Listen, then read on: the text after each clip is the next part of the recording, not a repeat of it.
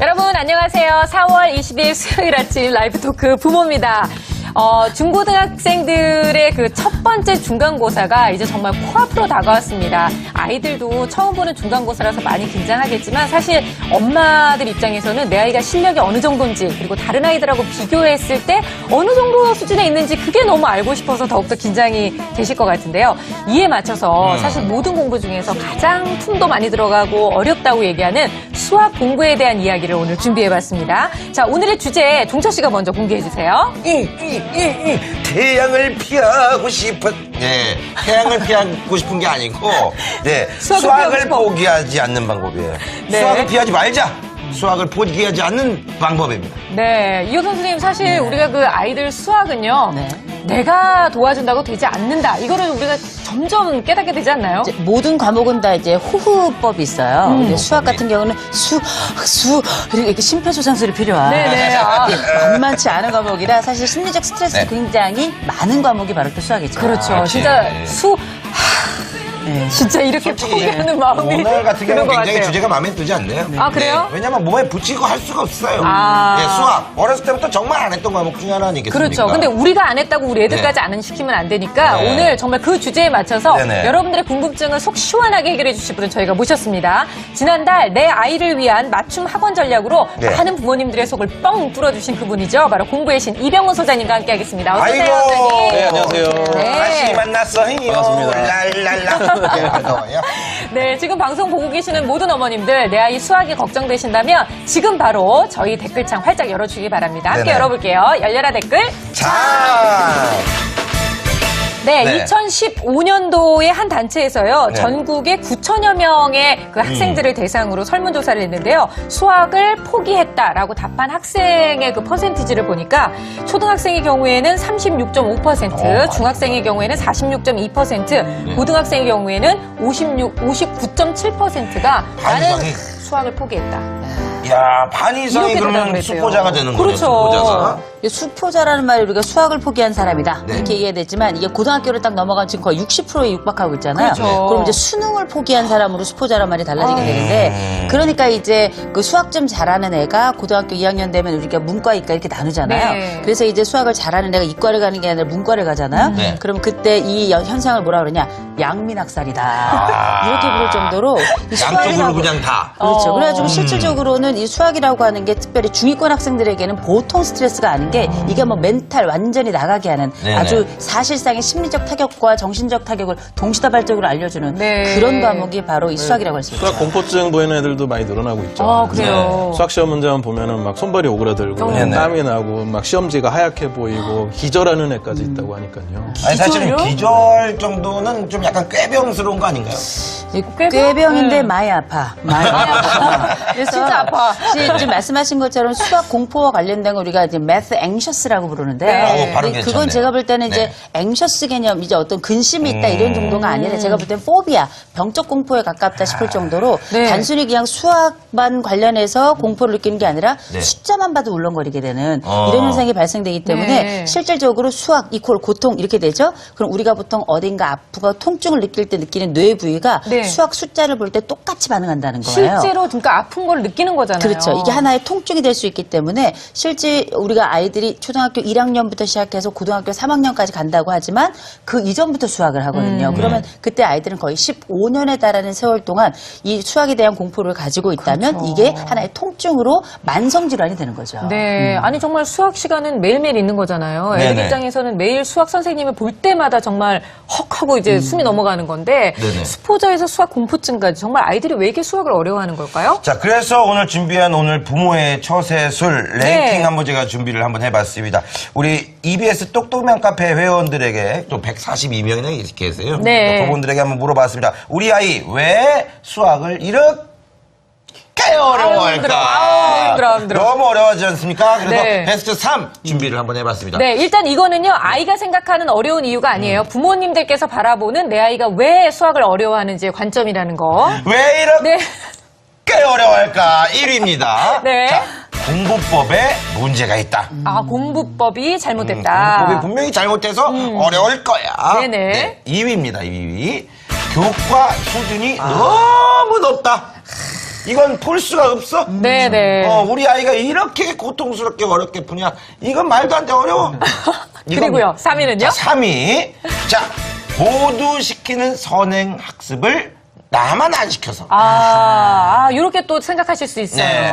우리 아이가 미리 예습을 안 해서 떨어지는 게 아닐까? 이러는 거죠. 다른 애들보다 뒤처진다고 느끼시는 거죠. 또 그렇습니다. 다른 뭐 어떤 이유가 있었나요? 다른 이유도 재밌는 게 있는데 네. 나를 닮아서 나 닮아서 그렇다. 네 애비 닮아서 그렇다. 이런 것들이 애비 좀 닮아서. 있었습니다. 네, 예, 예. 웬만하면 나를 닮아서라고 생각하지 마시고 네. 다른 배우자를 닮아서라고 일단 마음이라도 좀 편하게 가지시자고요. 네네. 근데 저는 사실 지금 얘기를 들으면서 뭐 네. 다른 건 모르겠는데 2위의 교과 수준이 높아서라는 네. 부분에 좀 공감하는 이유가 사실상 그 원리나 뭐 이런 게 더 어려워졌다 이런 거라기보다는 네. 아이들 요즘 문제 보셨어요? 문제 유형이 정말로 어려워졌어요. 요새 애들 예. 문제를 보잖아요. 네네. 이제 하얀 건 종이고 까만 건 글씨다. 그러니까요. 정말 아니, 어렵더라고요. 우리 치매 때하고 예방에도 비교해봤을 때 도움이 진짜 돼요. 달라요. 치매 예방에. 치매 예방에도 도움이 제가 됩니까? 봐도 막 머리에 지진 나는 문제들이 많습니다. 네네네. 그렇죠. 그래서 저는 어머님들이 정말 교과가 많이 어려워졌다라고 느끼시는 이유는 사실상을 보면 유형이 좀 달라졌기 때문이 아닐까라는 느낌도 들거든요. 네네. 그래서 아마 부모님들이 아이들 수학 공부 도와주다가 막 헉하는 경우들 있으셨을 나 많이 거예요. 부담을 그래요. 못하겠어요. 예. 제가 지금 수학 문제 하나 보여드릴 테니까 네네. 이게 도대체 몇 학년 문제인지 네. 한번 좀 생각 좀 해보시죠. 별로 굳이 보고 저한테 싶지 않아. 안 보여주셔도 되는데 네, 한번 보고 싶지 볼까요? 않은데 한번 볼까요? 네, 어느 공장에서 침대 한 개를 완성하는데 1과 5분의 4시간이 걸립니다. 누가 1과 5분에 그러니까 4시간이라고 이거 얘기합니까? 쉽게 풀어서 써주시면 1시간 뭐 한 좋을 텐데. 40분 이렇게 48분. 48분 5분의 4시간. 60분으로 섰을 때 5분의 4가. 그렇죠. 역시 빠르네 계산이. 쉬는 날 없이 하루에 4시간씩 2주 동안에는 침대를 몇 개 완성할 수 있는지 풀이 과정을 쓰고 답을 구하시오. 머리 아프다. 내가 볼 때 이건 일단 노동법 위반이에요. 그죠? 어떻게 하루도 안 쉬지도 쉬니까 않고 어떻게 네, 옳지 않습니다. 일단 네. 툭 하고 올라오는데 내가 봤을 때 저기 조심스럽게 2개 네, 네. 예상해 봅니다. 왜냐하면 두 네, 1+1이니까. 아니 근데 이 지금 문제를 네? 보면은요 네네. 분수가 나오기 때문에 일단은 한 4, 5학년 정도 문제일 것 같아요. 이거 6학년 학생들이 푸는 문제. 그래요. 진짜요? 6학년 학생들이. 네네. 아니 6학년 학생들이 이런 걸 풉니까? 그러니까 이렇게 어려운 문제를 풀기 때문에 네. 아이들이 수학을 많이 포기하는 경우도 있고 네네. 특히 수학 문제를 보면 요새 애들이 일단 빠르다 진도가 두 번째는 어렵다 또 세 번째는 많다 많다. 그리고 일단 싫다 일단 싫다. 그냥 싫은 거예요. 이런 감정들이 올라오고 수학 문제는 이렇게 어려워지다 보니까 네. 애들이 수학을 포기하거나 하는 확률이 높아지고 그러니까 있습니다. 수학을 포기하는 이 이유는 예나 지금이나 다르지 않네요. 근데 사실 이제 네. 과거에는 우리가 이렇게 글자로 서술형으로 되어 있는 문제가 별로 없었어요. 그렇죠. 예를 들면 네. 맨 마지막에 선생님이 독한 마음 먹고 주관식 마지막에 네. 얘들 이거 다 틀려라 그러고 내는 그런 선생님들이 있었어요. 그렇지는 않았을 그거 다 틀리라가 그런 아니라 선생님들이 가끔씩 아니, 있어요. 별명을 위해서 그래요. 그렇게 냈어요. 그런 선생님은 별명도 특이해요. 여튼 뭐 그런데. 독사? 그렇지. 막 그런 거야. 근데 그런 양반들이 내는데 요즘에 이런 식으로 내면은 이 아이들이 지금 전체가 다 이렇게 포기하는 그런 현상이 일어날 것 같네요. 그렇죠. 이게- 그래서 이렇게 포기 확률이 높아지고 그럴 수밖에 없는 게 왜냐면 네. 우리가 이제 수학이 어렵다는 게 아니고 어려울 수도 있지만 네네. 사실 차분차분히 시간을 가지고 하면은 뭐 100년 인생에 100년 동안 풀면 못 풀 문제가 어디 있겠어요. 그런데도 불구하고 우리가 아이들은 수학을 싫어하고 어려워한다기보다 두려워하는 겁니다. 애들이 수학을 시작하기 전에 야 수학 잘해야 돼. 이러면 시작하기 전초전부터 힘들 뿐더러 그렇죠. 우리가 왜 아이들과 함께 이렇게 공부를 하다 보면 실질적으로 어려운 과목에 대해서는 아예 뒤로 낮아빠지는 경향이 생기잖아요. 네네. 우리가 이걸 심리적으로 보자면 예기 불안이다 이런 것들이 발생하는데 수학이 어렵다고 생각하는 시점에 한 번 시험 못 보고 두 번 실패해버리면 네. 세 번째 가서는 수학의 숫자만 봐도 벌써 두려움이 덜덜덜 떨리고 마치 우리가 조기에 공황장애를 경험하는 것처럼 심장이 두근두근거리고 멘붕이 온다 그러죠. 네. 그래서 왜 남이라는 가수가 노래를 부르잖아요. 네. 빙글빙글. 아. 이제 이렇게 네네. 이런 게 사실 네. 맞을 정도로 굉장히 힘든 과정을 겪기 때문에 지금 단기로 끝나는 게 아니라 장기적으로 수학과 관련된 뭐 물리라든지 화학이라든지 이과 관련된 과목에 대해서 손사래를 치게 되는데 사실 조기에 너무 지나친 두려움이 만들어낸 생각보다 큰 효과라고 봐야 되겠죠. 그렇군요. 아우, 진짜. 위험하네, 아이들이 이거. 이렇게까지 수학을 네네. 두려워한다고 생각하면 너무나 그냥 무조건 몰아붙이면서 열심히 하란 말이야 라고 하기엔 참 어렵다는 생각이 드는데요. 네네. 일단 그 수학 관련된 프로그램을 진행하면서 딱 보면 이런 게 있어요. 보통 대부분 아이들 수학 때문에 문제예요 라고 연락 주시는 부모님들은 네.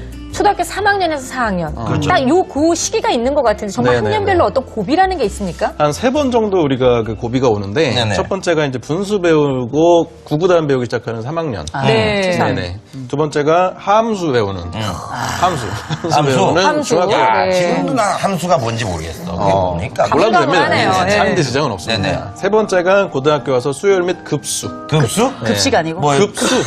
급수? 아, 급식으로 생각했구나. 급식, 저는 급식이에요.